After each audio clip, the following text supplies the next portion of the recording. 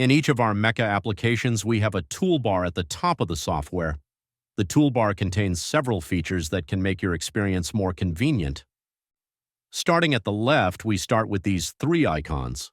The blank page icon creates a new file for you, starting a new project from scratch. This folder icon will open a file for you. The floppy disk icon saves your current file.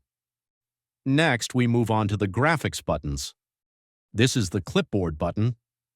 Clicking it will copy an image of your current structure to the clipboard, which can then be pasted into other Microsoft applications.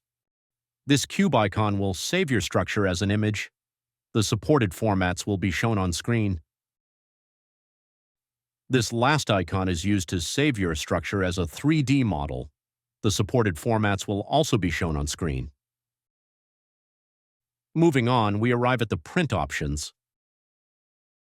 This cube icon will allow you to print an image of your current structure.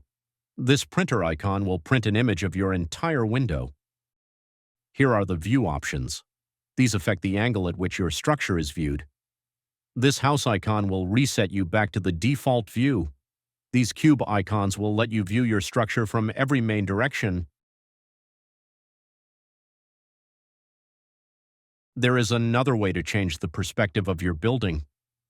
In the display menu in the top right, there is this 3D cube. Clicking and holding on it will allow you to rotate it, viewing your structure from every angle. This is the view type. This will let you decide how you wish for your structure to be rendered. The render options are as follows: wired, black and white rendering, flat view, shaded view, and finally realistic rendering.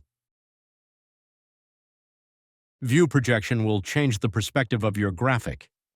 You can make it the standard perspective or a perspective similar to a first-person view. We finally arrived at the end of the toolbar. This hammer icon is the Rebuild Graphics option.